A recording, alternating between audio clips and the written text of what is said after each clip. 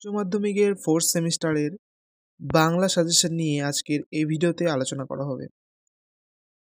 সবাইকে স্বাগতম শারদ এক্সক্লুসিভ চ্যানেলে। আজকের এই ভিডিওতে যেসব প্রশ্নগুলো আলোচনা করা হবে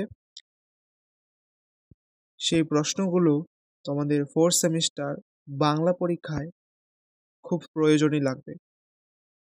এই প্রশ্নগুলো এবারে অর্থাৎ এই নাটক, কবিতা এবং গল্প এই তিনটি অংশ থেকে প্রশ্নগুলো নেওয়া হয়েছে।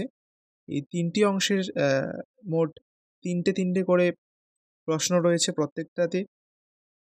প্রত্যেকটা প্রশ্নই তো গুরুত্বপূর্ণ, আর এর সঙ্গে যেসব প্রশ্নগুলোর মধ্যে স্টার দেওয়া রয়েছে সেই প্রশ্নগুলো খুবই গুরুত্ব দিয়ে পড়তে হবে। আর এর পাশাপাশি প্রশ্নের সাথে উত্তরও দেওয়া রয়েছে কয়েকটা প্রশ্নের মধ্যে, এবং বাকি প্রশ্নের মধ্যে কিছুটা বাকি প্রশ্নের মধ্যে উত্তর দেওয়া নেই। সেই প্রশ্নগুলির যে উত্তর দেওয়া হবে আরেকটা অন্য ভিডিওতে, অর্থাৎ আরেকটা অন্য ভিডিও আপলোড করা হবে বাকি প্রশ্নের উত্তর নিয়ে। তো সরাসরি ভিডিওটি শুরু করি।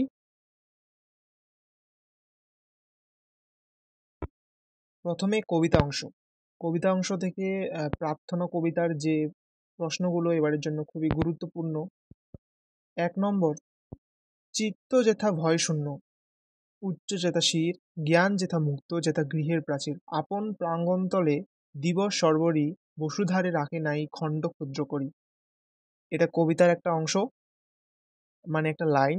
এটি কার লেখা, কোন কবিতার অংশ এবং মূল কাব্যগ্রন্থের নাম কি? চরণগুলির তাৎপর্য ব্যাখ্যা করো। ভাগ ভাগ প্রশ্ন এটা। এই প্রশ্নটা এবারের জন্য খুবই গুরুত্বপূর্ণ। আর তোমাদের এবারে ফোর্থ সেমিস্টারে এসিকিউ এবং এলএকিউ অর্থাৎ বড় প্রশ্ন থাকবে মান 5-এর শুধুমাত্র। আমি উত্তরটা বলবো না, উত্তরটা দেখে নাও।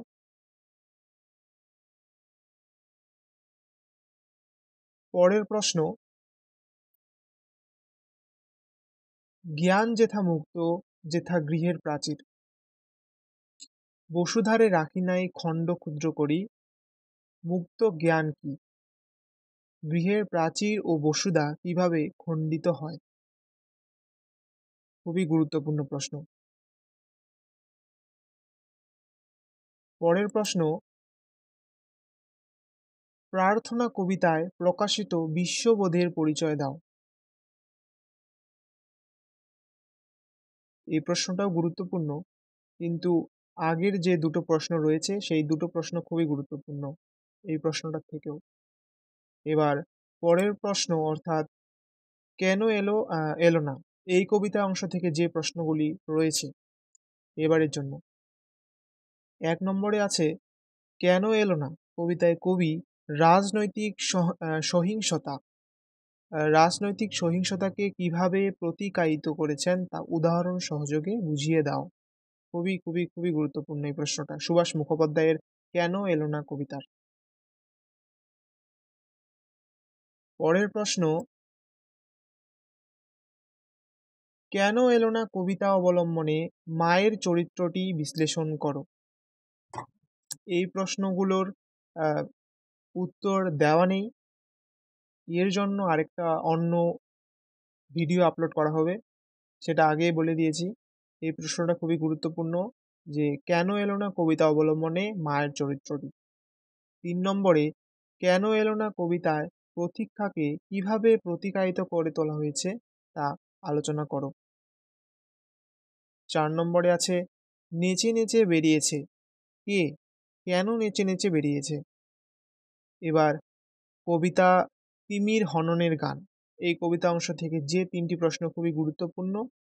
1 নম্বর, নর্দমার থেকে শূন্য ওভারব্রিজে উঠে নর্দমায় নেমে, পাঠ্য কবিতায় নর্দমা এবং ওভারব্রিজের তাৎপর্য বিশ্লেষণ করো। আর আরেকটা কথা, 3টি কবিতার মধ্যে তোমরা 2টি কবিতা রেডি করে রাখলে হয়ে যাবে।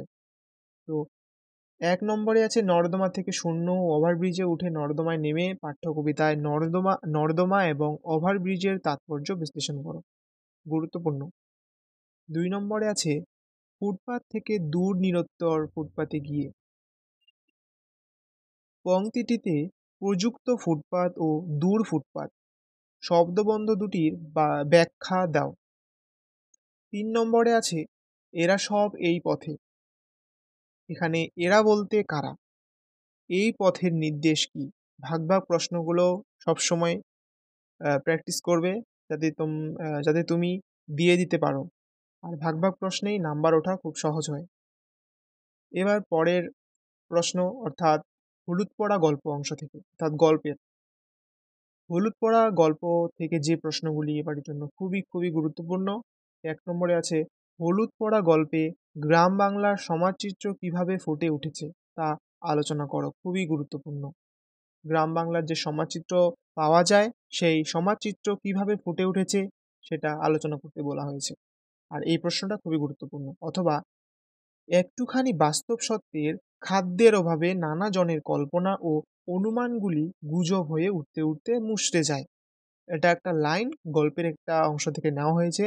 এই বক্তব্য থেকে গ্রাম সমাজের কোন জীবন সত্যের প্রকাশ ঘটেছে বুঝিয়ে দাও। একই প্রশ্ন, একটু ঘুরিয়ে আছে। 2 নম্বরে আছে মানিক বন্দ্যোপাধ্যায়ের হলুদ পড়া গল্প অবলম্বনে ধীরেন চরিত্রটি বিশ্লেষণ করো। গুরুত্বপূর্ণ, এই প্রশ্নটা আগে তৈরি করে রাখবে। 3 নম্বরে আছে চারিদিকে হইচই পড়ে গেল প্রসঙ্গ উল্লেখ করে চারিদিকে হইচই পড়ে যাওয়ার কারণ গল্প অনুসরণে লেখো। এবার পরের গল্প অংশ থেকে যে প্রশ্নগুলি খুবই গুরুত্বপূর্ণ। হারুন সালেমের মাসি, এই গল্প অংশ থেকে যে 3টি প্রশ্ন খুবই গুরুত্বপূর্ণ, অর্থাৎ 3টি প্রশ্নের মধ্যেও তো বেশি গুরুত্বপূর্ণ একটা দুটোই থাকবে। 1 নম্বরে আছে গৌরবীর ভেতরটা ভয়ে শুকিয়ে গেল। গৌরবীর ভিতরটা ভয়ে শুকিয়ে গেল কেন? গৌরবীর ভেতরটা ভয়ে শুকিয়ে গেল, একটা লাইন। 2 নম্বরে আছে মাতৃত্বের কাছে জাতপাতের সংস্কার কিভাবে অর্থহীন হয়ে যায় তা হারুন সালেমের মাসি গল্প অবলম্বনে আলোচনা করো।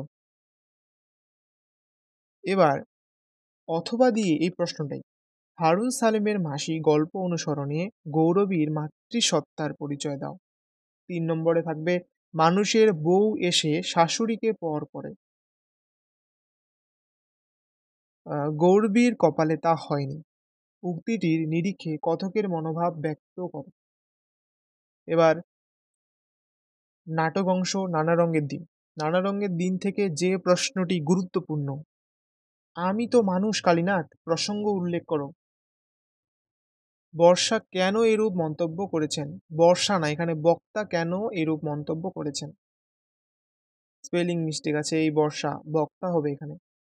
2 নম্বরে আছে থিয়েটারের দেয়ালে দেয়ালে অ্যারের গভীর কালো অক্ষরে লেখা, আমার জীবনের ৪৫টা বছর। এই জীবনের যে কাহিনী বক্তা উল্লেখ করেছেন তা নিজের ভাষায় লেখো। 3 নম্বর প্রশ্নটা রয়েছে অভিনেতা মানে একটা চাকর, একটা জোকার, একটা ক্লাউন। এই প্রশ্নটা খুবই গুরুত্বপূর্ণ। লোকেরা সারাদিন খেটে খুটে এলে তাদের আনন্দ দেওয়াই হলো নাটকওয়ালাদের মাত্র কর্তব্য।